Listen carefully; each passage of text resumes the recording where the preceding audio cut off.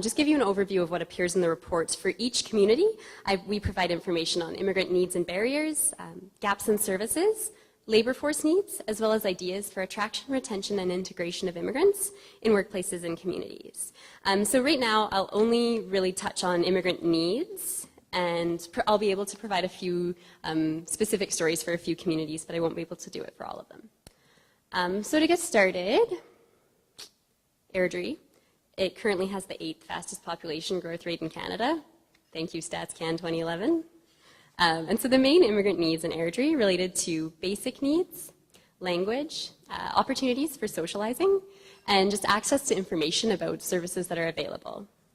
And so Airdrie's population, as it has the 8th fastest population growth rate, it's exploding really. It's a huge community. And so there's an interesting organization or initiative right now in Airdrie called the Welcome Airdrie Initiative. And so it's basically a group of different stakeholders that have come together to really assess how they can make Airdrie a more welcoming community for all newcomers. So it's not just specific to newcomers to Canada, but anyone who moves to Airdrie. And so it's a really great initiative because it's multilateral, so a lot of different organizations are coming together and really collaborating to see where those gaps might be and how they can fill them in terms of making people feel more welcome.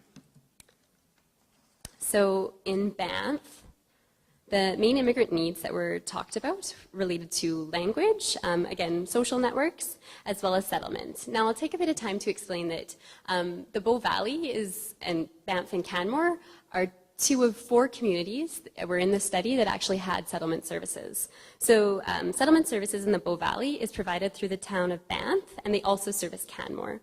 And so even though they have settlement services available, a large need still exists for those settlement services.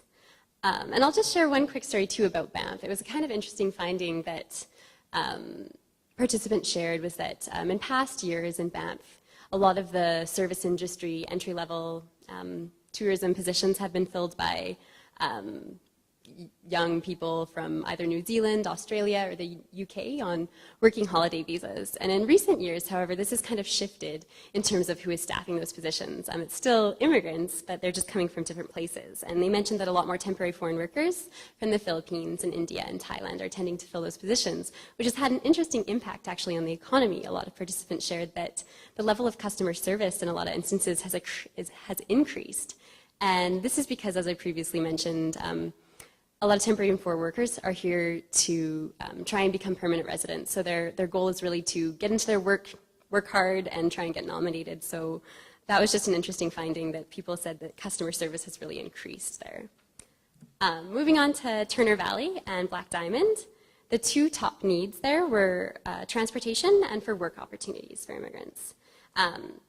And regarding work opportunities, I'll actually just take this opportunity to kind of share a best practice that we found. And so in terms of helping immigrants find jobs, although there are no dedicated career and employment service in Turner Valley and Black Diamond, the McBride Career Group from Okotoks actually provides traveling service provision out in the region. And so that sort of broadening of scope in terms of where we provide services is definitely a best practice. Although that expertise doesn't exist in every community can still have access to it. So that was definitely a great finding. So Canmore, the main immigrant needs there related to, again, its transportation, language, that access to information piece, as well as dealing with a higher cost of living out in the Bow Valley.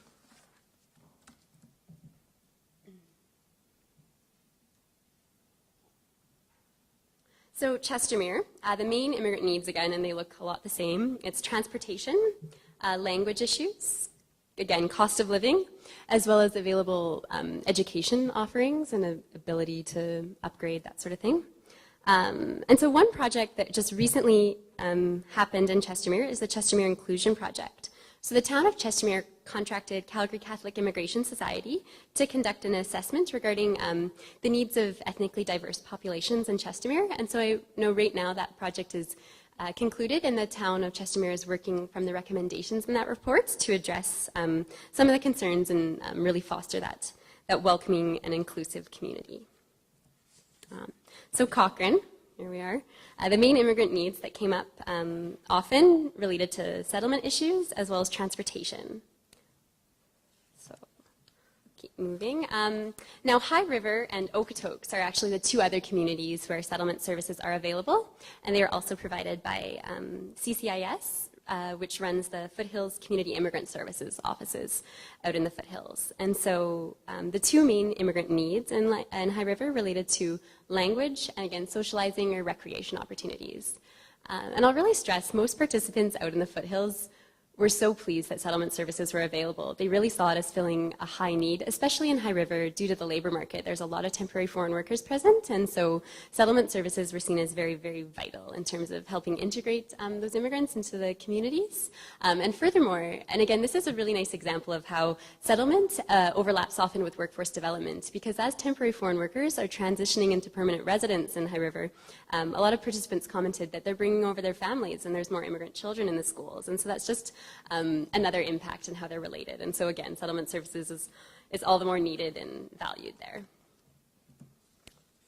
So Okotoks, the main immigrant needs, again, are related to language and settlement. And as I mentioned, settlement services is also available by the Foothills Community Immigrant Services in Okotoks also.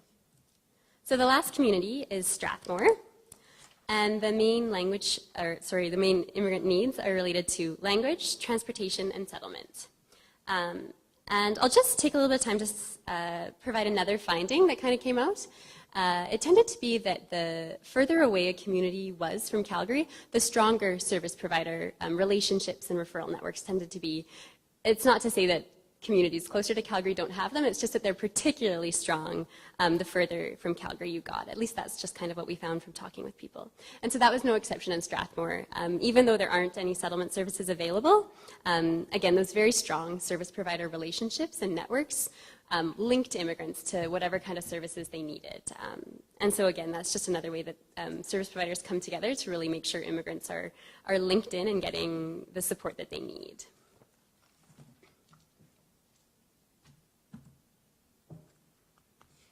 All right, so conclusions and recommendations. So the three top needs that I think really came out of the study were addressing language needs, foreign qualification recognition issues, as well as transportation needs in local communities. And I think if we really want to give immigrants an opportunity for a chance at a better life and an opportunity to use those skills in our communities in places where we need laborers, we really need to address these three concerns. They were definitely the top of the list. And so now I'll spend a bit of time actually talking about the recommendations that came out of the report. The first, again, being enhancing access to education and training.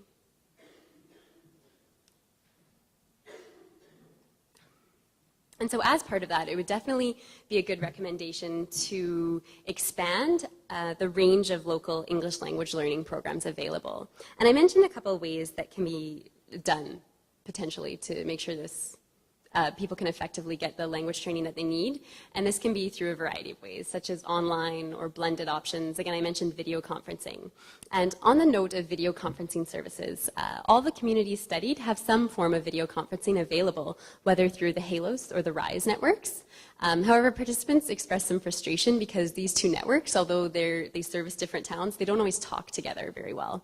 And so that's a clear priority if we're going to try and use these different services in terms of making sure immigrants have access to language training. Well, let's make sure that each community can be linked in. They need to be able to talk to each other through those different networks.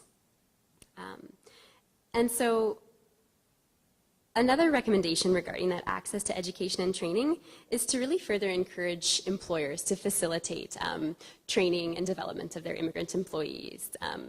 There's lots of studies done on how investment and training in your employees really increases the bottom line and productivity. And so it's really just transitioning that information into action. Well, how can we better help employers of immigrants provide that training, and how can we support that?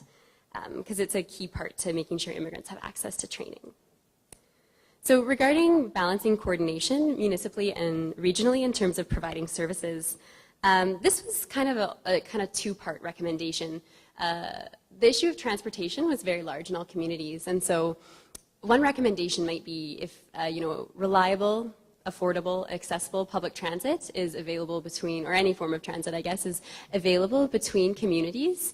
Capacity can be built in one community and it can be easily accessed from another community. For example, if Strathmore has services for foreign credential recognition available, but they're not available in Airdrie, but there is an easy way to get there, it's just one way that capacity needs to be built. Although that expertise doesn't have to be replicated everywhere, everyone still needs to be able to access it.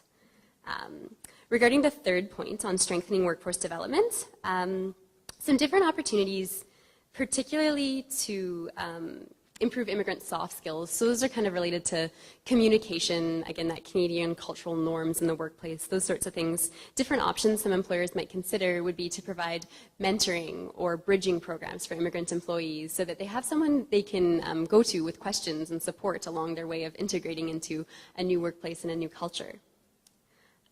Also further regarding the strengthening workforce development would be to really expand the reach of programs that support professional development, such as Directions for Immigrants, the Corporate Readiness Training Program, out into local communities to ensure that immigrants in those communities can access those sorts of services.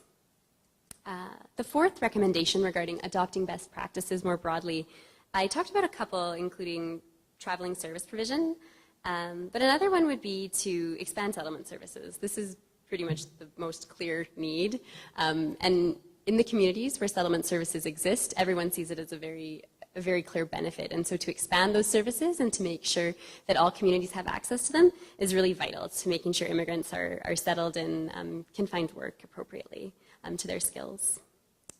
So other joint initiatives that might further help immigrants settle is something like the Welcome Airdrie initiative. A lot of different groups are coming together to solve a problem in a kind of loose network, and it's just a great way to tackle a problem, and so that would be another best practice to adopt more broadly. And lastly, it's really about public awareness and participation. A couple times I mentioned immigrants don't have enough access to information. They just say didn't know that that service was even available for them, or in some instances maybe even free.